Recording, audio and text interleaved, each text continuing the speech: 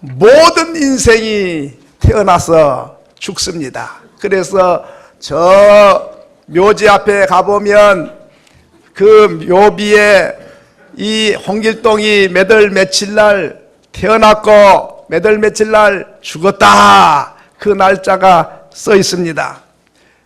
모든 인생은 한 번 태어나고 그 다음에 한 번 죽습니다. 그래서 히브리서 9장 27절에 보면 사람이 한 번 난 것은 정한 이치요, 한 번 죽는 것도 정한 이치인데 죽은 다음에는 심판이 있으리라고 했습니다. 그러므로 이 인생은 한 번 났다가 한 번 간다 하는 것입니다. 영웅도 가고 호걸도 가고 성자도 가고 군자도 가고 교주도 가고 다 한 번 왔다가 갑니다. 갔다는 안 간 사람이 없어요. 죽음 앞에 무릎을 꿇지 않는 사람이 없어요. 그렇기 때문에 저 산의 묘지들이 바로 모든 인생이 이렇게 간다 하는 것을, 죽음 앞에 무릎을 꿇는다는 것을 보여준 증거가 된 줄로 믿습니다. 우리 예수님도 죽으셨어요. 그런데 3일 만에 살아나셨어요. 그래서 한 사람에게만 보인 게 아니라 11 제자에게 보이시고 또 70명에게 보이시고 120명 제자에게 보이시고 500명 제자에게 보이시고 문 걸어 잠가놨는데 주님이 부활하신 분이 나타나시고 그들을 만나시고 함께 음식을 나누면서 못자국 난 양손과 양발을 보여주시고 믿음이 없는 자가 되지 말고 믿는 자가 되라, 그렇게 말씀하셨습니다. 제자들이요 다 순교했어요. 만약에 주님이 살아나지 않았다면 그들이 순교할 이유가 없어요. 예수님이 태어나서 죽었다가 살아났습니다, 이거 증거하다가 그냥 잡혀가서 끌려가서 매를 맞고 감옥에 가고 죽음을 당했어요. 만약에 주님이 살아나지 않았다면 죽은 예수를 거짓말을 해가지고 목숨을 걸 사람이 없어요. 그렇기 때문에 제자들은 믿지를 못했다가 부활한 다음에 예수를 확실히 믿게 된 줄로 압니다. 여러분, 오늘 우리 예수님이 다시 살아나셨는데 오늘 성경에 보니까 그렇게 말씀했습니다. 죽은 자 가운데서 살아난 것이 모든 사람에게 믿을 만한 증거다. 만약에 예수님 왼쪽에도 강도가 십자가에 매달려 죽었어요. 오른쪽에도 강도가 십자가에 매달려 죽었어요. 가운데 예수님이 십자가에 매달려 죽었어요. 그런데 이 세 사람 다 죽었어요. 그런데 막 섞어놨어요. 그런데 누가 메시아인지 어떻게 알죠? 어떻게 알죠? 섞어갖고 몰라, 안 보여. 그럼 어떻게 알죠? 간단해요.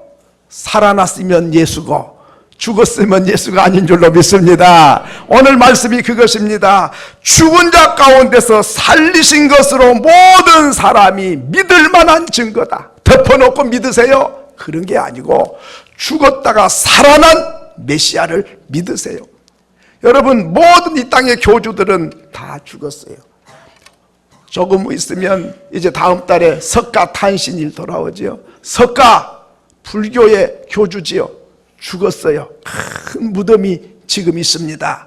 저 공자님도 죽었어요. 큰 무덤이 있어요. 석가도 죽었어요. 교주들이 다 죽어서 무덤을 남겼습니다. 그 자기가 죽어서 살지 못한 그런 인생을 믿지 말고 죽었다가 살아난 메시아를 믿을 증거를 줬으니 부활하신 예수를 믿을 만한 증거가 우리에게 있는 줄로 믿습니다. 그렇기 때문에 오늘 사람들은 다 죽은 교주를 믿어요.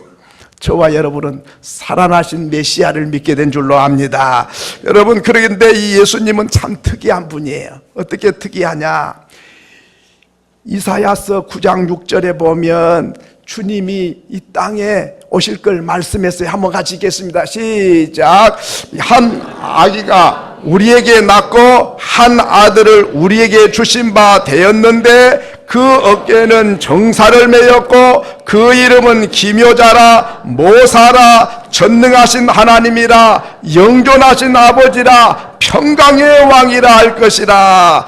이 말씀은 예수님 태어나기 전 700년 전 이사야 선지자를 통해서 하나님께서 이 땅에 하나님의 아들이 탄생하게 될 것이다 하는 것을 700년 전에 예언해 놨어요. 세상의 인생이 누가 내가 이런 사람이 얼마 후에 태어날 것을 예언을 해놓고 태어난 사람이 어디 있습니까? 아무도 없어요. 그런데 우리 예수님은 700년 전에 이 땅에 이런 분, 기묘하신 분, 어깨에 정사를 메신 분, 또 전능하신 하나님, 영존하신 아버지, 평강의 왕이 이 땅에 올 것이다. 그렇게 예언한 대로 주님이 오시게 됐습니다. 그것만 예언한 게 아니에요. 이사야서 53장 5절로 6절에 보면 그 예수님은 우리 죄를 담당해서 고난을 받을 것을 예언해 놨어요. 한번 읽겠습니다. 시작. 그가 찔림은 우리의 허물을 인함이요 그가 상함은 우리의 죄악을 인함이라. 그가 징계를 받음으로 우리가 평화를 누리고 그가 채찍에 맞음으로 우리가 나음을 입었도다.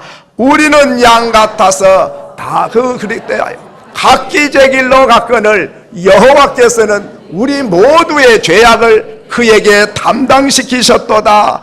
이 메시아가 올 것인데 그 메시아는 찔림을 받을 것이다. 몸이 상할 것이다. 징계를 받을 것이다. 채찍에 맞을 것이다. 그런데 죄가 많아서 그분이 그런 게 아니라 우리의 죄를 담당해서 이렇게 고통과 아픔을 지고 십자가에 못 박아 죽을 것이다. 우리 죄를 대신해서 죽어줄 것이다. 이렇게 700년 전에 또 예언을 해놨어요. 그대로 예언한 대로 오셔서 채찍에 맞으시고 끌려가고 수치와 수모를 다 당하시고 그리고 벌거숭이가 돼서 십자가에 매달려서 살이 찢어지고 피가 쏟아져서 저와 여러분의 모든 사람의 죄를 대신해서 주님이 그 고난을 받으시고 죽으시고 다시 살아나게 된 줄로 믿습니다. 어떻게 이런 고난받을 걸 다 예언해 놓고 그대로 이루어졌는지 몰라요. 신비롭게 짝이 없어요. 그런데 고난받을 것만 예언한 게 아니라 살아날 것도 말씀을 하셨어요. 마태복음 16장 21절에 보면 우리에게 그렇게 말씀했어요. 예수님이 돌아가시 직전에 며칠 전에 말씀한 겁니다. 한번 읽어보겠습니다. 시작. 이때로부터 예수 그리스도께서 자기가 예루살렘에 올라가 장로들과 대제사장들과 서기관들에게 많은 고난을 받고 죽임을 당하고 제3일에 죽으리라 살아나야 할 것을 제자들에게 비로소 나타내셨다. 그러니까 예수님은 죽기도 전에 내가 죽는다. 그런데 영원히 죽는 게 아니야. 3일 만에 내가 다시 살아난다. 말씀하신 그대로 3일 만에 살아나셨다 하는 것이 참 놀라운 일이죠. 어떻게 그렇게 다 앞으로 되어질 것을 말씀을 하시고 그대로 돼요. 세상에 그런 사람이 어디 있어요? 제자들도 믿지를 못했어요. 그런데 예수님이 살아난 후에 믿게 된 거예요. 요한복음 2장 22절을 보면 그렇게 말씀했습니다. 읽겠습니다. 시작. 죽은 자 가운데서 살아나신 후에야 제자들이 이 말씀하신 것을 기억하고 성경과 예수님께서 하신 말씀을 어땠더라? 예수님 살아난 뒤에 믿었어요. 예수님 죽고 나니까 무서워서 벌벌 떨고 도망을 가고 숨고 그랬어요. 그런데 부활하신 주님을 만난 뒤로부터는 그렇구나, 우리에게 약속한 메시아 바로 이분이네, 우리 죄를 담당하고 죽으셨네, 우리를 위하여 또 살아나셨네. 그때서야 믿고 그들은 이제 죽음이 안 무서운 거예요. 죽여! 예수 전하지 말어! 내가 너희들 말 듣는 게 옳으냐? 하나님 말씀 듣는 게 옳으냐? 죽음이 무섭지 않아. 왜? 죽은 다음에 우리는 다시 살아날 것이니까. 부활을 믿는 사람처럼 담대한 사람이 없습니다. 왜? 죽음 다음에 다 벌벌 떨어야 되는데 죽음이 안 두려운 거예요. 왜? 다시 사니까. 이야, 세상의 강심장이 중에 강심장이가 누구냐? 예수 믿는 사람이에요. 이렇게 제자들이 부활을 증거하고 그래서 목숨 걸고 복음 부활을 전하다가 순교의 제물이 됐다 하는 것입니다. 자, 그러면 이 부활의 주님을 믿으면 놀라운 일이 4가지가 일어나요. 그 역사가 저와 여러분에게도 일어난 줄로 믿습니다. 시편 23편 1절로 2절에 보면 그렇게 말씀했습니다. 같이 읽겠습니다. 시작. 여호와는 나의 목자시니 내게 부족함이 없으리로다. 그가 나를 푸른 풀밭에 누이시며 쉴만한 물가로 인도하시는도다. 부활의 주님을 믿으면 나를 풍성하고 안전한 곳으로 인도해 주세요. 양을 목자가 데리고 가면 낭떠러지도 있고 가시밭도 있고 협곡도 있고 폭포도 있어요. 그런 데 가면은 위험해요. 그런데 목자가 잔잔한 물가로 데려가고 파란 초원으로 데려가 준다. 저와 여러분이 부활하신 주님을 믿으면 너무 좋은 푸른 초장, 양떼는 풀밭보다 더 좋은 데가 없잖아요. 좋은 데로 인도하신다. 부활의 주님을 믿으신 분들은 바로 우리의 앞길을 풍성하고 안전하고 좋은 길로 하나님이 인도해 주신 줄로 믿습니다. 얼마나 좋은지 몰라요. 그러므로 우리 부활의 주님을 믿는 사람은 주님이 내 길 예비하시니 나 찬송합니다. 난 기뻐합니다. 그런데 예수를 믿지 않는 사람은 인도자가 없어요. 멘토가 없는 거예요. 그러니까 내 인생 내가 알아서 살아야 돼요. 그런데 인생은 한 치 앞을 못 내다봐요. 내다본다 할지라도 그 대처할 능력이 내게 없어요. 그런데 전능하신 하나님께서 저와 여러분을 늘 푸른 풀밭으로 잔잔한 물가로 안전한 곳으로 풍성한 곳으로 인도해 주시는 줄로 믿습니다. 두 번째로는 이 목자를 모시고 따라가면 활력을 불어넣어 줍니다. 시편 23편 3절에 그렇게 말씀을 했어요. 자, 읽겠습니다. 시작. 내 영혼을 소생시키시고 자기 이름을 위하여 의의 길로 인도하시는도다. 영혼을 소생시킨다. 다시 말하면 활력을 불어넣는다. 새 힘을 주신다는 것입니다. 어느 부인이 교회를 열심히 잘 나와요. 그런데 남편이 교회를 안 나오시는 거예요. 그러다가 어떻게 총동원 주일이 돼가지고 그냥 부인에게 끌려왔어요. 그래가지고 이제 예수 믿기로 작정을 한 거예요. 그래서 물어봤어요. 선생님, 어떻게 교회를 오게 됐습니까? 내가 안 나왔는데 그동안에요. 네, 우리 부인을 내가 유심히 봤어요. 뭘 봤습니까? 그러니까 우리 부인이 지치고 힘들고 어렵고 걱정되고 참 이렇게 우울해지고 이렇게 맥이 빠져 있다가도 주일만 되면 교회를 꼭 가요. 비가 와도 가고 눈이 와도 가요. 그런데 갔다 와서 가만히 내가 보니까 갈 때하고 올 때하고 달라요. 갈 때는요 우울해 갖고 가고요, 힘이 없고요, 그냥 뭐 지쳐갖고 교회를 가는데요, 와서부터는요 표정이 밝아지고요, 콧노래가 나와요. 그리고요 생기가 돌아요. 그리고 아주 표정이 아주 명랑해졌어요. 그러다가 또 한 주간 또 지나면 또 조금 지치고 힘든데 주일날 교회만 갔다 오면 콧노래가 나오고 생기가 돌고 밝고 명랑해진다는 거예요. 그래서 참 이상하다. 교회 가서 뭘 하고 왔는데 갔다 오면 표정이 달라지고 점점 시들어지다가 또 한 번 갔다 오면 생기가 돌고 그러는가, 이게 궁금했다는 거예요. 그런데 자기가 교회를 와가지고 예배를 드리고 말씀을 듣고 기도하고 찬송하고 이렇게 하다 보니까 자기 눈이 띄어진 것 같아요. 자기가 뭐 아는 게 다 한 줄 알았는데 듣고 보니까 그렇구나, 아이고 그렇네, 이런 동감이 자꾸 자기가 되더라는 거예요. 그래가지고 이제 아이고 이렇게 좋은 데를, 그러니까 우리 부인이 교회만 갔다 와지면 뭐 달라졌구나 해서 교회를 나오게 됐다는 것입니다. 여러분, 그렇습니다. 인간은 영적인 동물이에요. 그렇기 때문에 영적인 하나님을 만나면 하나님 앞에 나와서 찬송을 하고 하나님께 기도하고 하나님 말씀을 듣고 하나님을 의지하고 믿음으로 살면 생기가 돋아나게 되세요. 우리가 짓밟혀 있어요. 자존감이 짓밟혀 있고 자존심이 상해 있어요. 상처를 받고 있고 직장에서 상사로부터 눌리는 게 있어요. 주변 사람들로부터 무시당하는 것도 있어요. 이런저런 일 때문에 우리가 침체되고 눌리고 힘이 없어요. 그런데 하나님 앞에 나와서 주님을, 부활의 주님을 믿으면 그러면은 활력이 솟아나고 생기가 돕니다. 왜?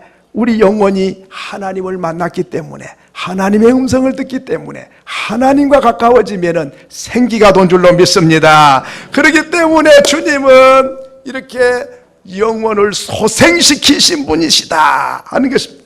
세 번째로는 부활의 주님을 만나면 하나님의 보호를 받습니다. 시편 23편 4절에 보면 그렇게 말씀했어요. 같이 읽겠습니다. 시작. 내가 사망의 음침한 골짜기로 다닐지라도 해를 두려워하지 않을 것은 주께서 나와 함께 하심이라. 주의 지팡이와 막대기가 나를 안위하시나이다. 사망의 음침한 골짜기를 지나갈지라도, 사망의 골짜기는 죽음의 골짜기예요. 인생은 고통의 골짜기도 있고 근심의 골짜기도 있고 아픔의 골짜기도 있고 이별의 골짜기도 있고 참 실패의 골짜기를 지나가기도 하고 상처받은 골짜기를 지나가기도 해요. 때로는 죽음의 골짜기를 지나가는 위태로울 때가 있어요. 그러나 두려워하지 않습니다. 왜? 부활하신 주님이 나와 함께 계시고 주의 막대기와 지팡이로 나를 안전하게 호위해 주시기 때문인 줄로 믿습니다. 부활의 주님을 믿는 사람은 이렇게 보호를 받고 사는 거예요. 부활의 주님을 믿지 못한 사람은 보호를 해줄 사람이 없어요. 뭐 사람이 좀 지켜주고, 여러분 가족을 쓸 때에 보호자 뭐 그러지요? 보호자는 맞지요. 근데 보호를 제대로 하냐 이 말이죠. 남편이 아내의 보호자예요. 그런데 남편이 보호를 해줄 때도 있지만은 오히려 보호를 안 해주고 상처를 더 줘버릴 때도 있어요. 자녀의 보호자가 부모님이에요. 그런데 자녀를 내가 확실히 보호할 수 있습니까? 케네디 대통령, 링컨 대통령, 박정희 대통령, 이런 분들은 경호원들이 얼마나 많은지 몰라요. 물 셀 틈이 없어요. 철통같이 호위를 해요. 그래도 날아오는 총알을 막을 수가 없어요. 그래서 죽게 된 거예요. 누가 내 생명, 내 건강을 절대적으로 보호할 자가 누가 있단 말입니까? 그렇기 때문에 우리 인생은 보호자가 한계가 있는 거예요. 여러분 한 입을 덮고 있지만은 그 부인이 지금 뭔 생각을 하고 있는지 그 마음을 내가 붙잡을 수 있냔 말이죠. 옛날 애인을 생각하고 있는지 뭔 꿍꿍속을 하고 있는지 어찌 압니까? 모르잖아요. 세상에 얼마 전에는 세상에 남편을 농약을 조금씩 먹이갖고 많이 먹으면 얼른 죽으면 큰일 들통 나니까 조금씩 먹여갖고 다른 병이 나갖고 죽은 것처럼 해가지고 보험금을 타는데, 두 번째 시집을 갔는데 또 그 신랑한테 또 조금씩 농약을 먹여갖고는 다른 병이 난 것처럼 해서 죽이고, 시어머니도 또 조금씩 농약을 먹여갖고 죽이고, 딸을 또 조금씩 먹이다가 아직 안 죽었는데 이게 탈로가 돼가지고 쇠고랑을 차고 들어갔다. 세상에 원수가 먼 데 있는 사람이 아니네. 한 입을 덮은 사람이. 예? 그 마음을 누가 붙잡을 수 있냔 말이죠. 오늘 저와 여러분은 하나님이 보호자가 되시면 내 자녀도 내가 붙잡고 보호할 수가 없어요. 예? 내가 뭐 코를 갖고 끌고 다닐 겁니까? 예? 오늘 부활하신 하나님께서 죽음의 골짜기를 지나가도 해받는 일 두려워하지 않을 것은 주님이 나를 지키시고 보호할 때만이 안전이 보장된 줄로 믿습니다. 그렇습니다. 시편 121편 1절로 8절에 보면 내가 산을 향하여 눈을 들리라 함 있겠습니다. 시작. 내가 산을 향하여 눈을 들리라. 나의 도움이 어디서 올꼬? 나의 도움이 천지를 지으신 여호와에게서로다. 여호와께서 너를 실족하지 아니하게 하시며 너를 지키시는 이가 졸지 아니하시리로다. 이스라엘을 지키시는 자는 졸지도 아니하고 주무시지도 아니하시느니라. 낮에 해가 너를 상하게 하지 아니하며 밤에 달도 너를 해치 아니하리로다. 여호와께서 너를 지켜 모든 환난을 면하게 하시며 또 내 영혼을 지키시리로다. 여호와께서 너의 출입을 지금부터 언제까지? 하루 동안 영원히 지키시리로다. 인생은요, 아무리 정들고 가까워도 무덤에까지밖에는 못 가요. 그런데 우리 하나님은 부활하신 분이, 우리 예수님 부활하셔서 내가 죽어도 나를 살려서 영원한 천국으로 안전하게 보호하시고 인도하시고 책임져 주신 줄로 믿습니다. 얼마나 우리 하나님이 보호해 준 게 안전한지 몰라요. 경찰이 보호한 것도 안 되겠더라고요. 군인만 믿고도 안 되겠더라고요. 그런데 우리 하나님이 보호하신다. 마지막으로는 부활의 주님을 믿으면 영원한 처소로 인도하십니다. 시편 23편 6절에 그렇게 말씀했습니다. 읽겠습니다. 시작. 내 평생의 선하심과 인자하심이 반드시 나를 따르리니 내가 여호와의 집에 영원히 거하리로다. 여호와의 집이 어디입니까? 천국이지요. 그렇습니다. 인생은 한번 왔다 가요. 근데 어디로 가요? 여호와의 집으로 가야 돼요. 근데 인생이 죽으면요, 이 땅에는 언젠가 떠나가야 돼요. 근데 이 몸은 물질이에요. 그러니까 나이가 들고 세월이 가면 점점 늙어져요. 그래가지고 쭈글쭈글해지지, 이도 빠지지, 흰머리도 나지, 아픈 데도 많지. 그러다가 이 물질이 점점 후패가지고 흙에서 와서 흙으로 돌아가는 거예요. 그런데요, 떠날 때 보면요, 두 종류로 딱 갈라져요. 이렇게 앉아 계실 때는 표가 안 나죠. 운명하려고 그러면은 확실히 달라요. 저는 운명한 사람 많이 봐요. 그냥 떠나려고 하면 밤중에도 목사님 운명하게 됐어요. 먼저 쫓아가 옷 갈아입고 가가지고 임종을 지켜보고 기도하고 그러거든요. 그런데 두 종류로 딱 갈라지는데 보니까 예수 잘 믿는 사람은 편안해요. 그리고 막 설레요. 빨리 가고 싶어갖고 너무 천국이 좋으니까. 그런데 그 사람은요, 데려오는 사람이 달라요. 누가복음 16장 22절에 보면 한번 보겠습니다. 시작. 이에 그 거지가 죽어 누구에게 받들려? 세상에 천사들이 받들어 올라갔어요. 근데 어디로? 아브라함 품에 들어가고 부자도 죽어 어찌 되고 장사해. 부자는 안 나왔지요. 천사가 데려갔단 말이 안 나오잖아요. 여기에 비밀이 숨어 있어요. 천국 갈 사람은 데리러 온 사람이 달라요. 천사가 와요.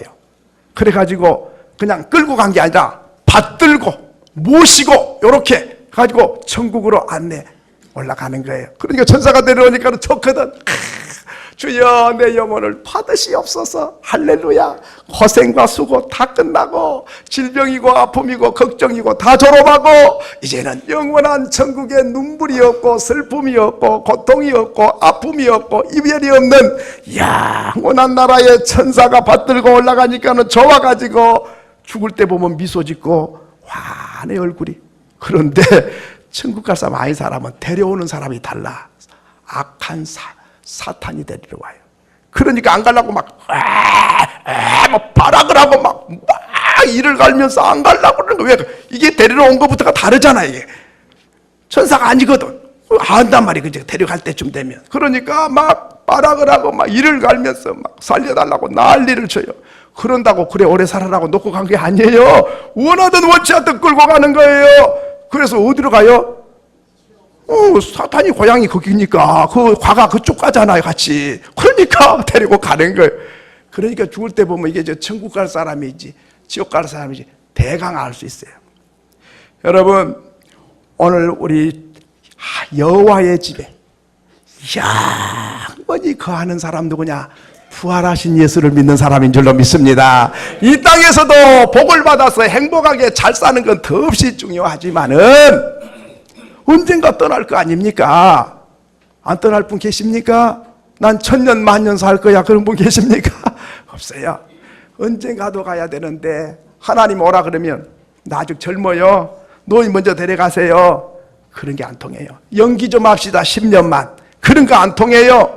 그저 오라면은 거절할 수도 없고 연기할 수도 없고 대신 갈 수도 없고 그저 오라면 그 시간 맞춰서 가야 되는 거예요. 어디로 갈 것이냐 이 말이죠. 여호와의 집에 영원히 거하는 처소. 너희는 마음에 근심하지 말라. 하나님을 믿으니 나를 믿으라. 내 아버지 집에 거할 곳이 많도다. 그렇지 않으면 내게 일렀으리라. 내가 너희를 위하여 처소를 예비하러 가노니 처소를 예비하면 다시 와서 너희를 나 있는 곳에 있게 하리라. 저와 여러분의 처소를 예비하고 계세요. 예비되면 오라 그럴 거예요. 그때는 할렐루야, 주님 내 영혼 받으시옵소서. 주님께 천사에게 받들려 올라가서 여호와의 집에 영원히 사는 그 복을 누리시는 저와 여러분이 될 수 있기를 소원합니다.